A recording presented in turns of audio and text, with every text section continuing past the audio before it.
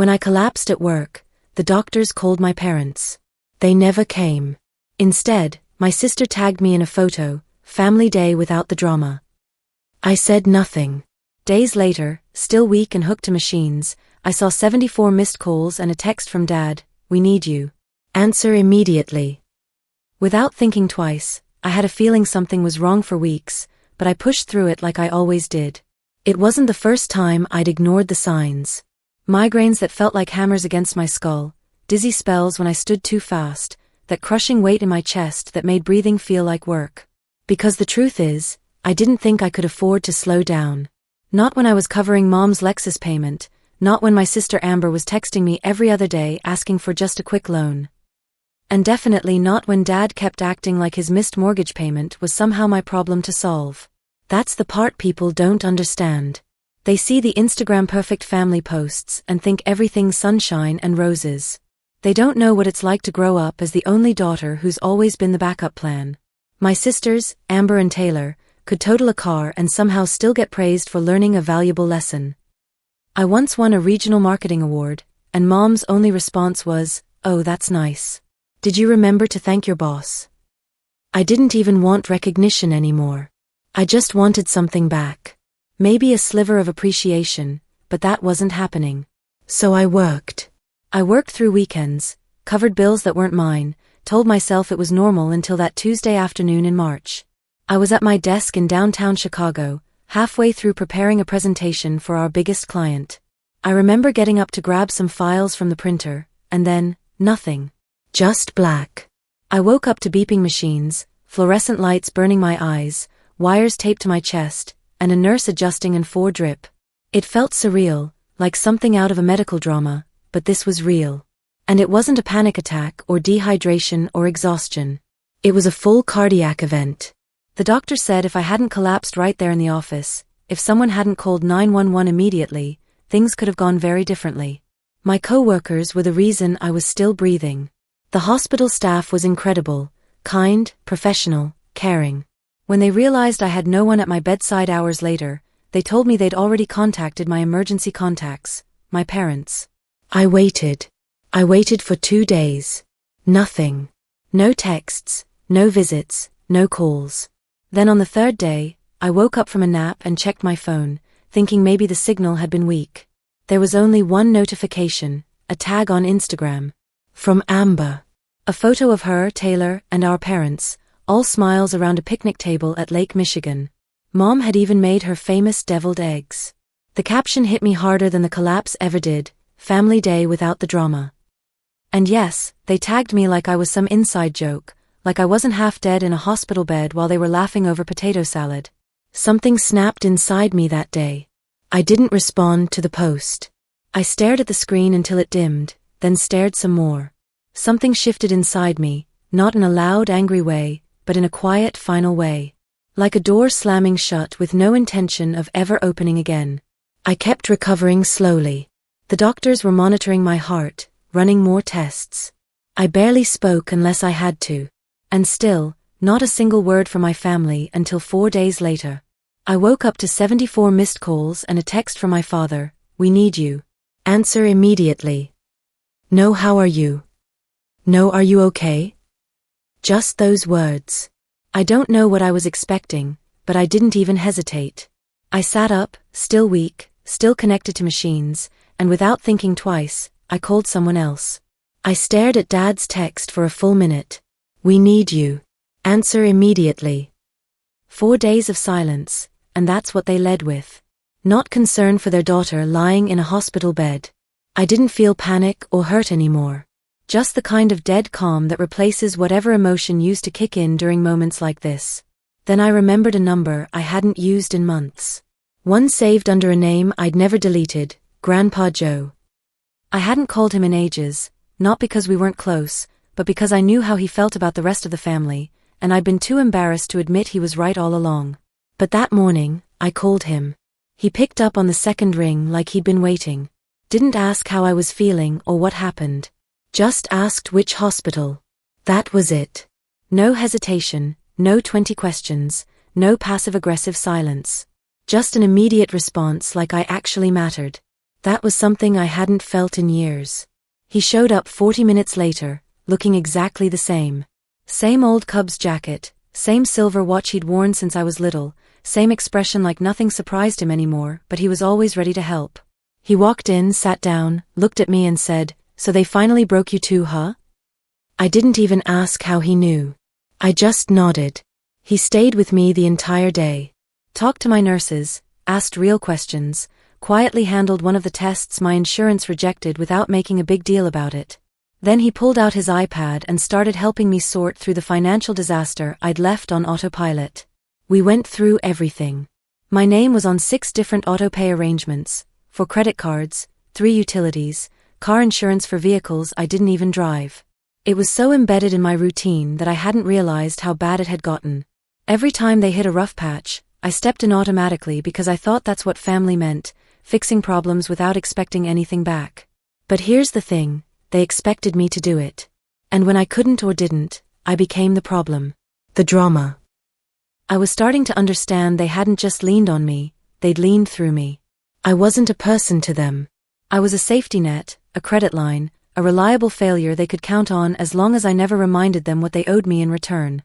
Grandpa Joe helped me draft a list, every account, every connection, every financial tie. Then we started cutting them off, one by one. First, I canceled the automatic transfer to Amber's checking account. She'd always claimed she was barely scraping by, but she'd posted about her weekend trips to Miami 3 times this year, complete with 5-star hotel photos. She could handle her own rent now. Taylor's security deposit for her new apartment? Gone. Mom's car insurance that I'd somehow gotten stuck paying? She could call Geico herself. I removed my card information and changed every password. And that loan I'd co-signed for Amber last year, the one she'd conveniently stopped mentioning for months? I contacted the bank, flagged it, filed a fraud report. Not because I wanted to destroy her, but because I never agreed to be her backup plan forever. I was done signing papers for people who wouldn't show up when I was dying in a hospital bed. Grandpa Joe didn't say much during all this, but every now and then he'd let out this quiet hum, like he was both disappointed and completely unsurprised. He was the only one who'd ever told me the truth. Loyalty is only as strong as the people you're loyal to. By the time he left that evening, my phone was exploding. I had to put it on silent. Mom had left voicemails pretending she'd just heard what happened to me. Taylor was texting in all caps like that would make me respond faster. Amber had gone suspiciously quiet, which in her case meant she was planning something worse. Then another message came from Dad, "This is serious. Call me now. Everything is falling apart." Still no mention of the hospital. Not one word about what had happened to me. Just panic, not for me, but because they knew what was coming. The first domino had fallen. They just didn't realize I was the one who'd pushed it. I was still in the hospital when the real fallout started. At first, it was just voicemails, a dozen, then 2 dozen, then so many I stopped counting. I played one on speaker just to see if anything had changed. It was Mom. "I don't know what you're trying to prove, but this isn't the way to handle things." That was the tone. Not fear for her daughter's health, not concern about what had put me in the ICU. Just frustration that the ATM was broken. Amber texted next. No words at first, just a screenshot of her checking account. The balance was $47. Then she followed up with, "What the hell is happening? Fix this now."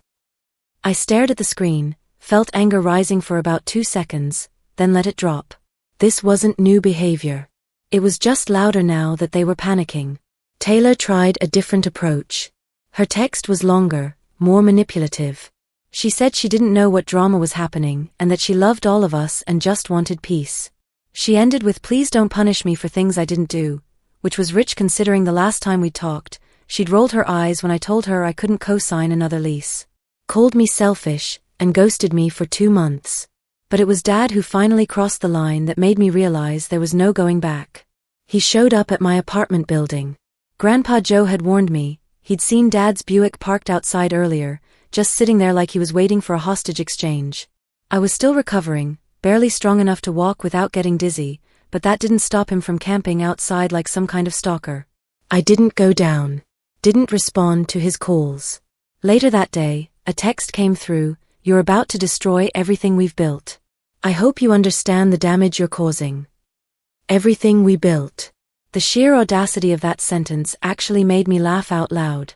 I read it 3 times just to make sure I hadn't imagined it.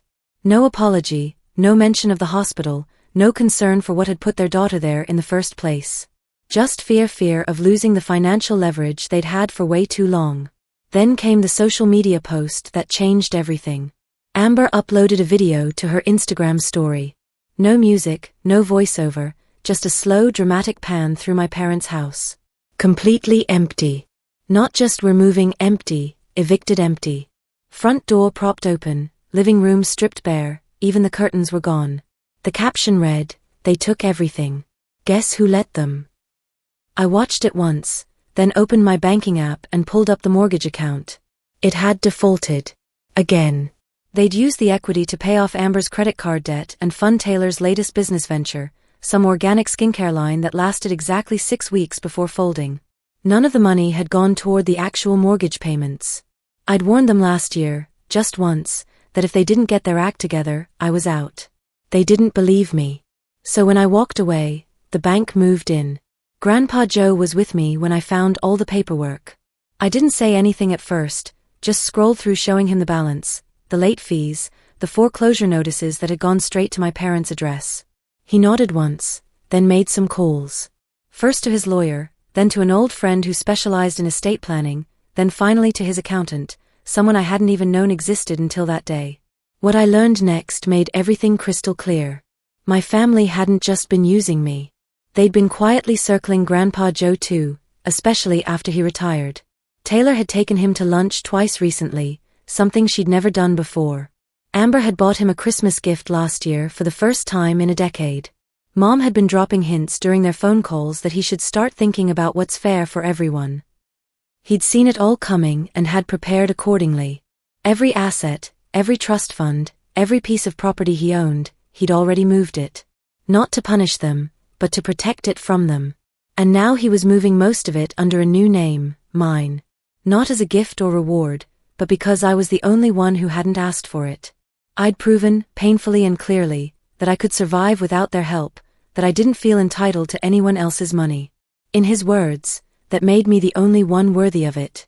That night, things escalated to a level I never could have imagined. Amber showed up at the hospital. She wasn't on the visitor list, so security didn't let her up, but I could see her through my window. She was pacing the parking lot, phone glued to her ear, probably talking strategy with Taylor. She had sunglasses on even though it was getting dark, like she was gearing up for a confrontation that never came. After 15 minutes of dramatic pacing, she left. I thought that was the end of it. Then an hour later, a text came through, "If you don't fix this, I swear you'll regret it." No emojis, no fake hearts, just that cold threat. And for the first time in my life, it didn't hit the way she thought it would. I didn't feel scared or guilty or cornered. I felt nothing. I'd stopped trying to be the perfect daughter, the reliable sister, the family fixer. Now I was just free. But my freedom didn't last long. It started with a knock on my hospital room door the next morning. I assumed it was a nurse. Instead, a staff member came in looking uncomfortable and said, "There's a woman downstairs claiming to be your medical proxy. Says she's your sister and needs to speak with your doctor immediately." I stared at her, confused. I hadn't listed anyone from my immediate family as emergency contacts, just Grandpa Joe. I asked who it was. She checked her notes. Taylor. I almost laughed. She hadn't texted me in days, hadn't visited, hadn't even acknowledged I was hospitalized until I cut off her rent money. And now she was trying to make medical decisions for me? I told them absolutely no one was authorized to speak for me. The hospital agreed and had security escort her out before she got anywhere near my room. I thought it was just Taylor being her usual dramatic self. I was wrong. A few hours later, Grandpa Joe walked in carrying a manila envelope. He dropped it on my bed and sat down heavily.